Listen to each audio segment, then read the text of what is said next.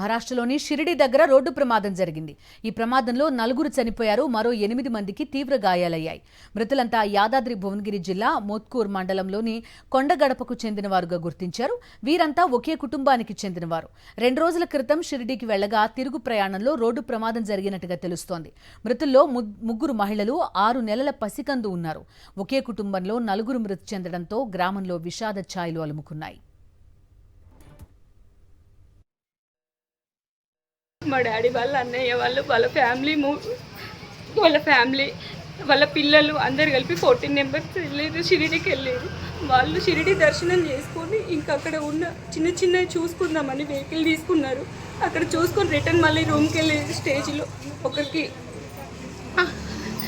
ట్రాక్టర్కి ఓవర్ స్పీడ్కి వెళ్ళి driver గుద్దిండు. 1 side మొత్తం చనిపోయారు. 4 మెంబర్స్ చనిపోయారు. 4 మెంబర్స్కి సీరియస్గా ఉంది. 6 మెంబర్స్ మంచిగా ఉంది.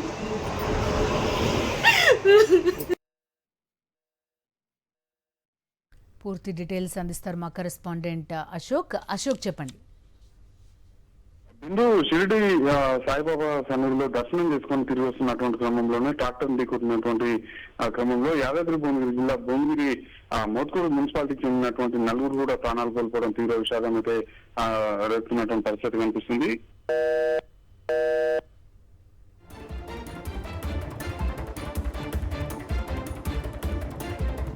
మహారాష్ట్రలోని షిరిడి దగ్గర రోడ్డు ప్రమాదం జరిగింది. ప్రమాదంలో 4 చనిపోయారు, మరో 8 మందికి తీవ్ర గాయాలయ్యాయి. మృతులంతా యాదాద్రి భువనగిరి జిల్లా మోత్కూర్ మండలంలోని కొండగడపకు చెందినవారుగా గుర్తించారు.